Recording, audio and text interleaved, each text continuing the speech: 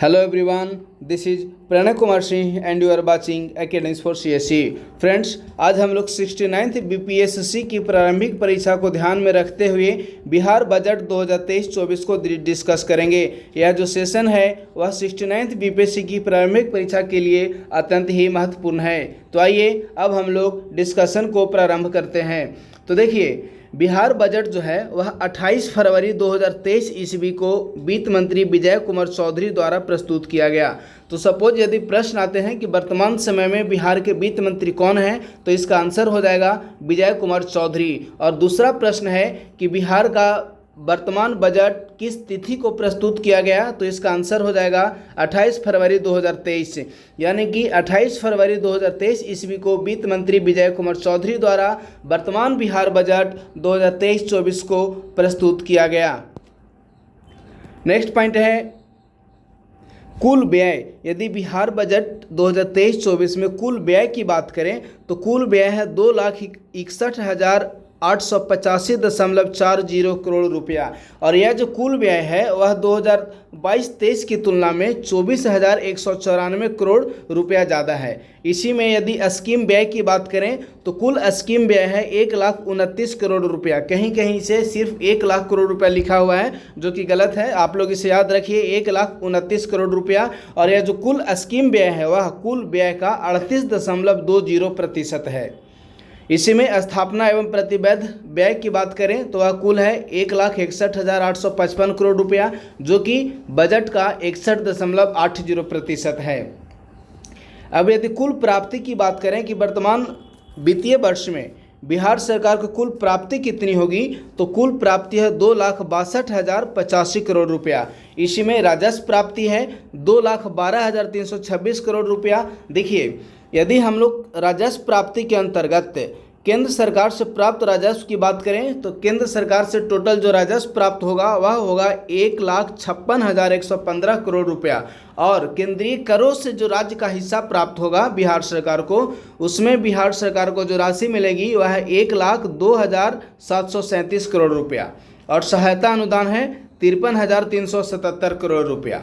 लेकिन यदि राज्य की अपने राजस्व की बात करें कि राज्य की जो भिन्न भिन्न स्रोत हैं कर राजस्व जो राज्य का है, उनसे राज्य सरकार को कितनी राजस्व की प्राप्ति होगी, तो यदि राज्य के अपने राजस्व से राजस्व प्राप्ति की बात करें तो टोटल 56,211 करोड़ रुपया राज्य सरकार को यानी कि बिहार सरकार को अपनी राजस्व से प्राप्त होगा। और कर राजस्व से जो बिहार सरकार को राशि प्राप्त होगी वह है 49,700 करोड़ रुपया।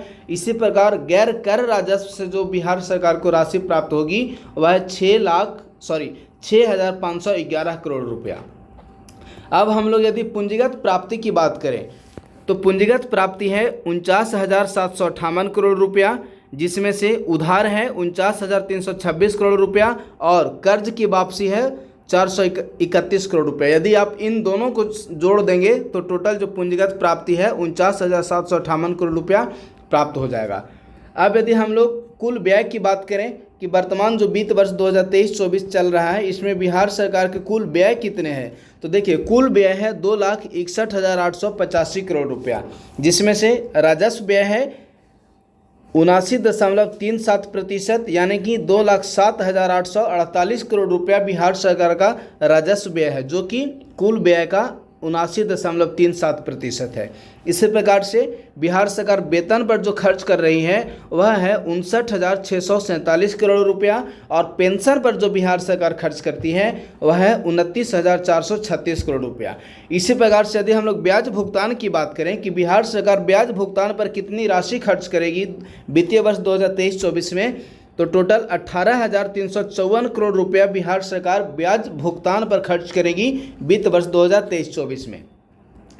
तो अब हम लोग नेक्स्ट पॉइंट यदि बात करें तो है पूंजीगत व्यय कि बिहार सरकार का पूंजीगत व्यय कितना है, तो देखिए 54,037 करोड़ रुपया बिहार सरकार का पूंजीगत व्यय है, जो कि कुल व्यय का 20.63% है। आप लोग इस प्रतिशत को याद रखिएगा। सपोज यदि एग्जाम में प्रश्न पूछ लिए जाते हैं कि पूंजीगत व्यय कुल व्यय का कितना प्रतिशत होगा, तो इसका आंसर आप लोग बताएंगे 20.63%। और पूंजीगत व्यय टोटल है 54,037 करोड़ रुपया। इसी में पूंजीगत परिव्यय है 29,257 करोड़ रुपया और लोक ऋण है 23,558 करोड़ रुपया। यदि कर्ज एवं उधार की बात करें तो टोटल 1221 करोड़ रुपया राशि जो है वह खर्च की जाएगी कर्ज एवं उधार पर। यदि पूंजीगत परिव्यय की बात करें कि पूंजीगत परिव्यय होता क्या है, तो देखिए संपत्तियों के सृजन एवं सुदृढ़ीकरण पर जो राशि खर्च की जाती है उसे हम लोग पूंजीगत व्यय कहते हैं। तो बिहार सरकार का जो पूंजीगत परिव्यय है वह है 29,257 करोड़ रुपया और जो टोटल पूंजीगत व्यय है वह कुल व्यय का 20.63% है। तो आप लोग इसे याद रखिएगा, 20.63% पूंजीगत व्यय है बिहार सरकार का। नेक्स्ट पॉइंट है राजस्व बचत। सबसे पहले हम लोग समझते हैं कि राजस्व बचत आखिर होता क्या है। तो कुल राजस्व प्राप्ति से यदि राजस्व व्यय को हम लोग घटा देते हैं तो वह राजस्व बचत हो जाता है। यदि बिहार सरकार की राजस्व प्राप्ति की बात करें तो 2,12,326 करोड़ रुपया बिहार सरकार का राजस्व प्राप्ति अनुमानित है 2023-24 में। और यदि हम लोग राजस्व व्यय की बात करें तो टोटल राजस्व व्यय जो अनुमानित है वह है 2,07,848 करोड़ रुपया राजस्व व्यय अनुमानित है। तो इसी में यदि राजस्व प्राप्ति से राजस्व व्यय को हम लोग माइनस करते हैं तो राजस्व बचत प्राप्त हो जाता है। तो कुल राजस्व जो बचत है वह है 4478.97 करोड़ रुपया। बिहार सरकार का कुल राजस्व बचत अनुमानित है वित्त वर्ष 2023-24 में। तो आप लोग इसे याद रखिएगा, सपोज प्रश्न पूछ लिए जाते हैं कि राजस्व बचत बिहार सरकार का कितना अनुमानित है, तो इसका आंसर हो जाएगा 4478.97 करोड़। और यह जो राजस्व बचत है वह बिहार के कुल जीएसडीपी का 0.52% है। अब हम लोग बात करते हैं राजकोषीय घाटा की कि आखिर राजकोषीय घाटा क्या है। तो देखिए बिहार सरकार की जो बजट पेश किया गया है उसमें राजकोषीय घाटा अनुमानित है 2.98%, लगभग 3% बिहार सरकार का राजकोषीय घाटा अनुमानित है वित्त वर्ष 2023-24 में। और यदि राजस्व घाटा कुल रुपए की बात करें तो 25,567.83 करोड़ रुपया राजस्व घाटा अनुमानित है, जो कि कुल जीएसडीपी का 2.98% होता है। वर्ष 2023-24 का जो सकल राज्य घरेलू उत्पाद है अनुमानित है वह है 8,58,920 करोड़ अनुमानित है जीएसडीपी का सकल राज्य घरेलू उत्पाद वर्ष 2023-24 में। अब हम लोग बात करते हैं 7 निश्चय पार्ट 2 की कि आखिर बिहार सरकार द्वारा बजट में 7 निश्चय पार्ट 2 पर कितनी राशि खर्च की गई है। तो देखिए मात्र 5,000 करोड़ रुपया बिहार सरकार द्वारा वर्ष 2023-24 का जो बजट प्रस्तुत किया गया है उसमें 7 निश्चय पार्ट 2 पर खर्च किया गया है। यदि प्रमुख विभाग एवं वार्षिक उद्व्यय की बात करें कि किस विभाग पर कितनी राशि खर्च की गई है, तो सर्वाधिक जो राशि खर्च की गई है वह शिक्षा विभाग में योजना पर सर्वाधिक राशि खर्च की जाएगी, जो कि 22,200 करोड़ रुपए है और कुल जो राशि का वह 22.20% है। इसी प्रकार से दूसरी नंबर पर जो सर्वाधिक राशि व्यय की जाएगी वह है ग्रामीण विकास मंत्रालय पर 15,193 करोड़ रुपया राशि ग्रामीण विकास मंत्रालय के अंतर्गत विभिन्न योजनाओं पर खर्च किया जाएगा 15,193 करोड़ रुपया। इसी प्रकार से समाज कल्याण विभाग में जो योजना है उनके ऊपर 8,191 करोड़ रुपया राशि खर्च की जाएगी। तो यदि शिक्षा विभाग की हम लोग बात करें तो इसमें 22,200 करोड़ रुपया, जो कि कुल व्यय का 22.20% है। इसी प्रकार से यदि ग्रामीण विकास की बात करें तो 15,193 करोड़ रुपया, जो कि कुल व्यय का 15.19% है। अब देखिए हम लोग यदि शिक्षा विभाग में कुल व्यय की बात करें तो शिक्षा विभाग में कुल व्यय जो किया जाएगा वह है 40,450 करोड़ रुपया। इसी प्रकार से शहरी एवं ग्रामीण सड़क पर जो खर्च की जा रही राशि है वह 17,487 करोड़ रुपया। स्वास्थ्य पर 16,966.42 करोड़ रुपया और ग्रामीण विकास पर बिहार सरकार द्वारा 15,452 करोड़ रुपया खर्च किया जाएगा वर्ष 2023-24 में ग्रामीण विकास पर बिहार सरकार द्वारा। अब हम लोग नेक्स्ट पॉइंट की बात करें शिशु मृत्यु दर।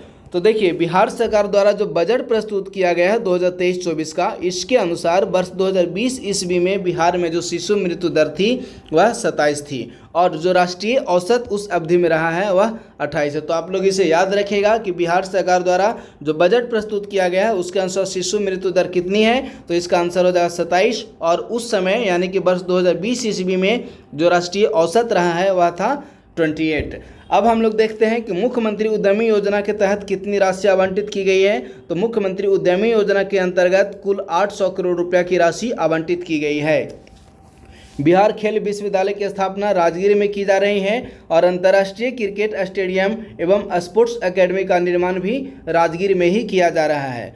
अब नेक्स्ट पॉइंट है मुख्यमंत्री कन्या विवाह योजना। देखिए, यह जो मुख्यमंत्री कन्या विवाह योजना है वह वैसे बीपीएल परिवार को प्रदान किया जाता है जिनकी वार्षिक आय 60,000 रुपया से कम हो। विवाह के समय कुल 5,000 रुपये राशि डीबीटी यानी कि डायरेक्ट बेनिफिट ट्रांसफ़र के माध्यम से लाभार्थियों को उनके बैंक अकाउंट में ट्रांसफ़र किया जाता है 5,000 रुपया।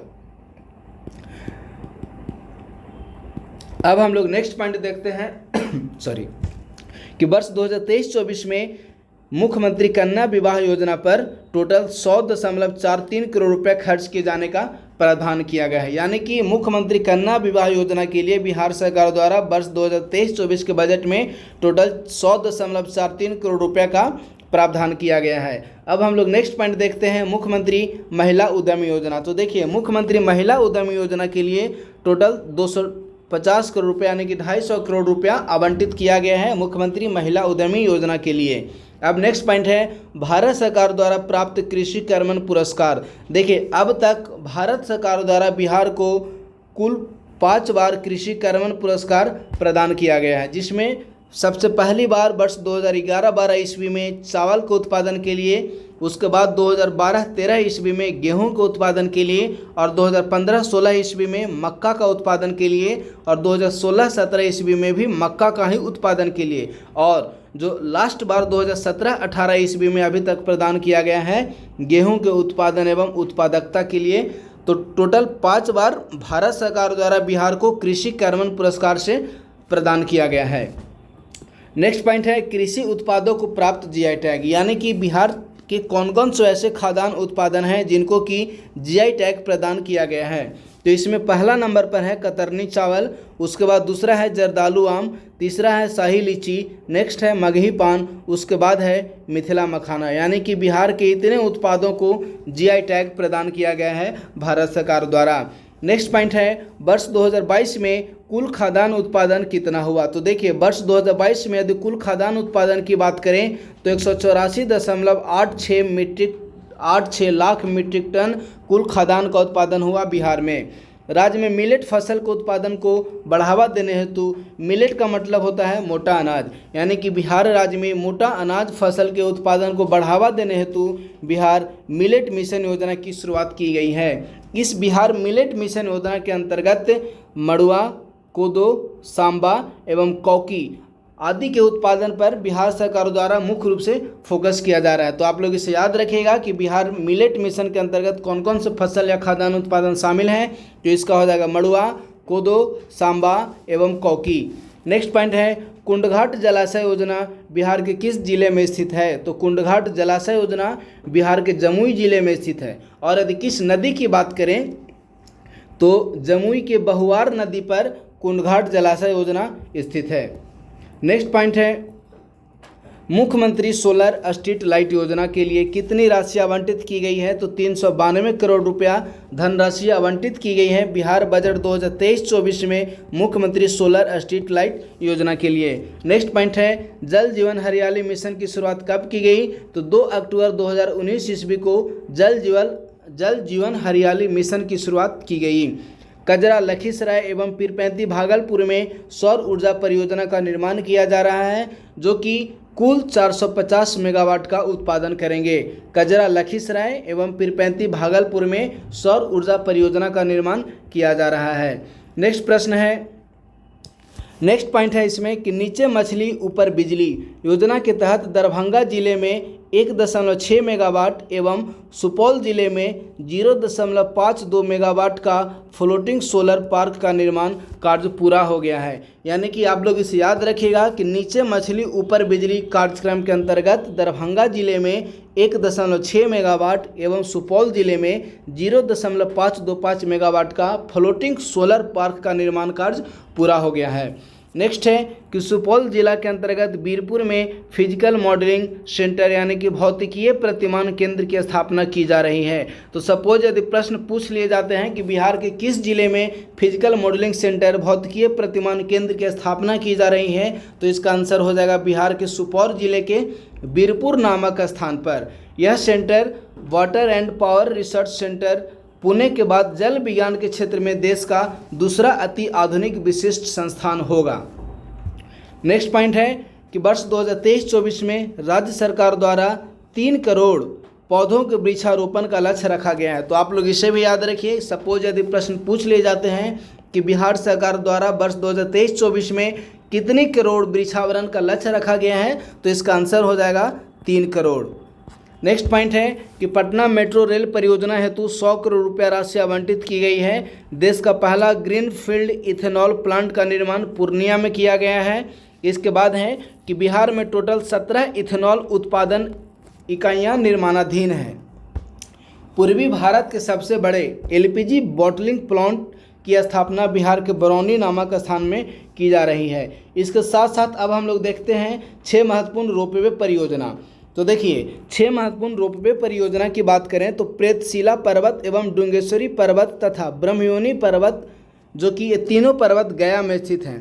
प्रेतशिला पर्वत, डुंगेश्वरी पर्वत और ब्रह्मयोनी पर्वत जो कि गया में स्थित हैं, इन तीनों पर्वत पर रोपवे का निर्माण किया जाना है। इसके साथ साथ जहानाबाद में स्थित बनावर पर्वत, कैमूर जिले में स्थित मुंडेश्वरी पर्वत और रोहतास जिले में स्थित रोहतासगढ़ का किला, इन 6 जगहों पर बिहार सरकार द्वारा 6 रोपवे का निर्माण का लक्ष्य रखा गया है।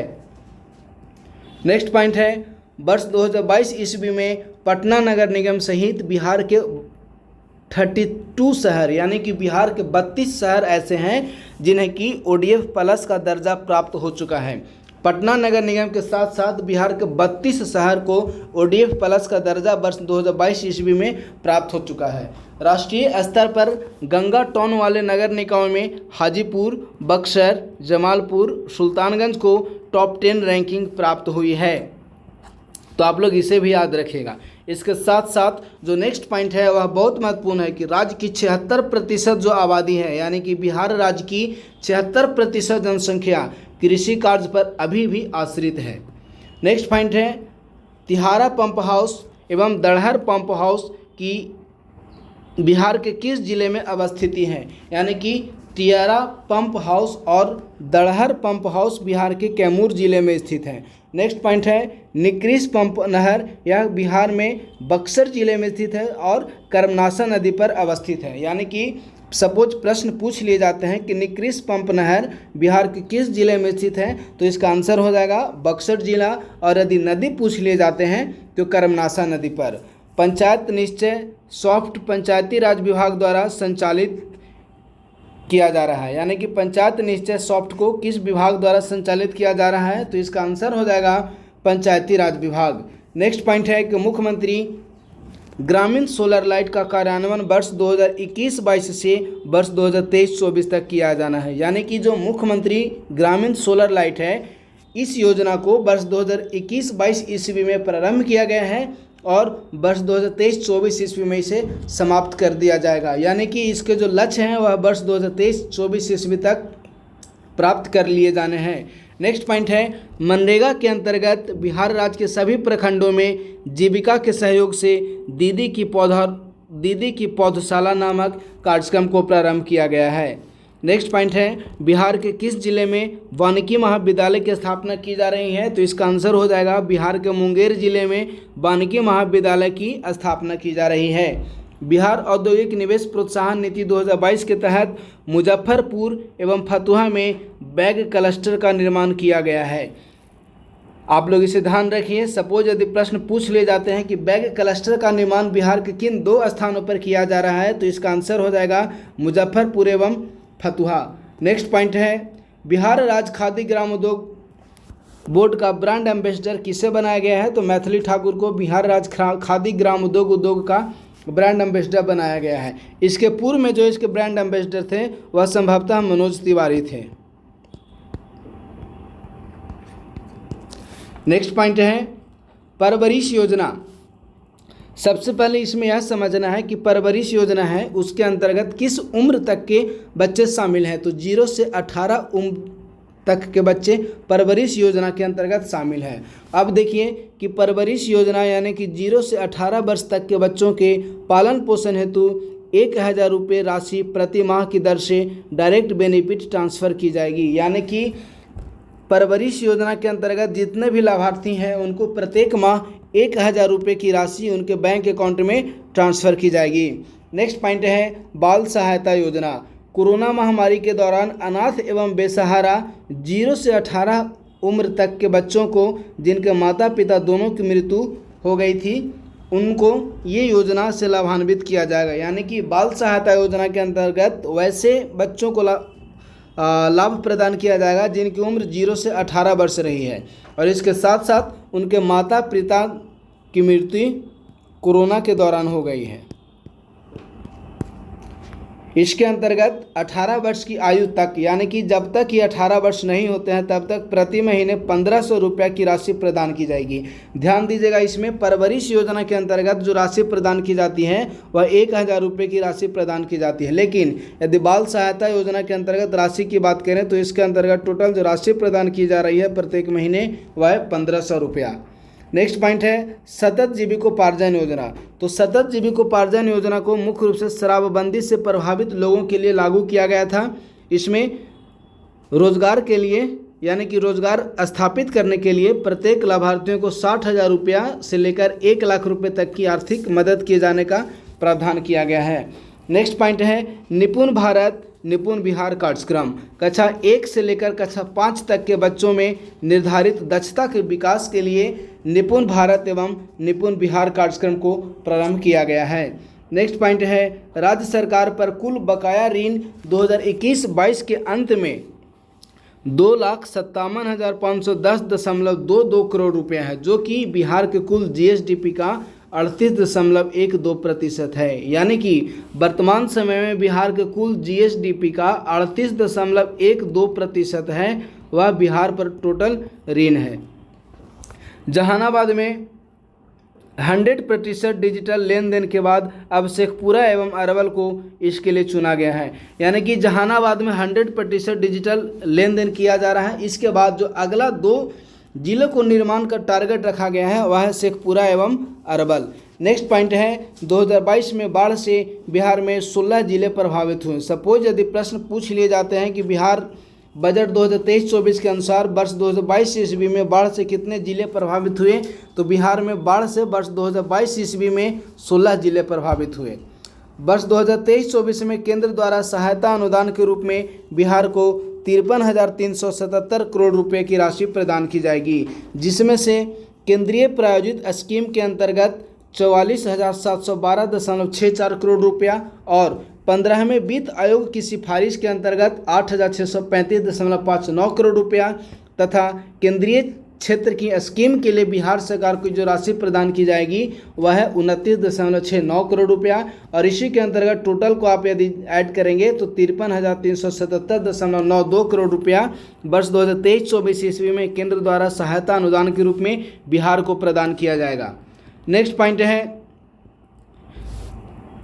छठे राज्य वित्त आयोग की अनुशंसा के आलोक में वर्ष 2023-24 ईस्वी में स्थानीय निकायों को बिहार सरकार द्वारा 6220 यानी कि 6,220 करोड़ रुपया अनुदान प्रस्तावित है। यानी कि 6,220 करोड़ रुपया वर्ष 2023-24 ईस्वी में बिहार सरकार द्वारा पंचायतों को दिया जाएगा।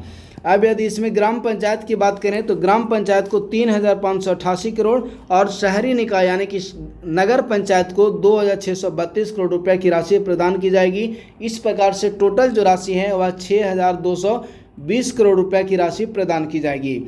नेक्स्ट पॉइंट की बात करें तो है समेकित वित्तीय प्रबंधन प्रणाली CFMS 1 अप्रैल 2019 ईस्वी से बिहार में लागू है। इसके कारण राज्य का संपूर्ण वित्तीय कार्य ऑनलाइन एवं पेपरलेस हो गया है।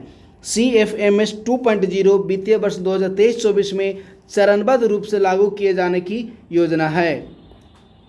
महात्मा गांधी के चंपारण सत्याग्रह शताब्दी वर्ष के अवसर पर महात्मा गांधी से जुड़े 3 जिलों जैसे बेतिया, मोतिहारी एवं मुजफ्फरपुर में 2000 क्षमता युक्त प्रेक्षागृह का निर्माण किए जाने का लक्ष्य रखा गया है। तो किन किन 3 जिलों बेतिया, मोतिहारी एवं मुजफ्फरपुर में 2000 क्षमतायुक्त प्रेक्षागृह जिलों का निर्माण का लक्ष्य रखा गया है। अब हम लोग देखते हैं केसरिया स्तूप, तो यह पूर्वी चंपारण में स्थित है।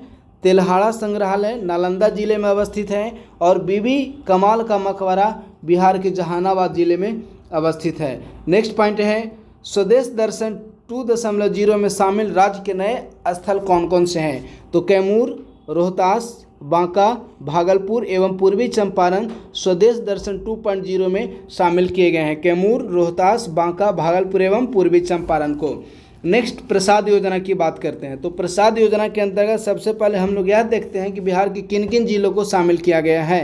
तो देखिए प्रसाद योजना में सर्वप्रथम मुजफ्फरपुर जिले के अंतर्गत चामुंडा स्थान का विकास किया जा रहा है। दरभंगा जिले के अंतर्गत श्यामा काली मंदिर का निर्माण किया जा रहा है और पश्चिम चंपारण में सोमेश्वर मंदिर, वाल्मीकि नगर और कालीबाग मंदिर का निर्माण किया जा रहा है प्रसाद योजना के अंतर्गत। बिजली की अधिकतम मांग की आपूर्ति अगस्त 2022 ईस्वी में 6738 मेगावाट रही, जो कि अभी तक का लेटेस्ट है। अगस्त 2022 ईस्वी में बिजली की अधिकतम मांग की आपूर्ति बिहार में 6738 मेगावाट रही। राज्य में वर्तमान समय में कुल 13 जल विद्युत परियोजनाएं उत्पादनरत हैं, जिनकी कुल क्षमता 54 मेगावाट है। और यह जो 13 जल विद्युत हैं वह लघु परियोजनाएं हैं, जिनके अंतर्गत टोटल 54 मेगावाट बिजली का उत्पादन किया जा रहा है। वर्ष 2025 ईस्वी तक बिहार सरकार द्वारा टीबी को खत्म करने का टारगेट रखा गया है। यानी कि यदि प्रश्न पूछ लिए जाते हैं कि बिहार सरकार द्वारा टीबी को समाप्त करने का लक्ष्य कब रखा गया है, तो इसका आंसर हो जाएगा वर्ष 2025 ईस्वी। तो फ्रेंड्स, इस प्रकार से आज का सेशन समाप्त हुआ। धन्यवाद।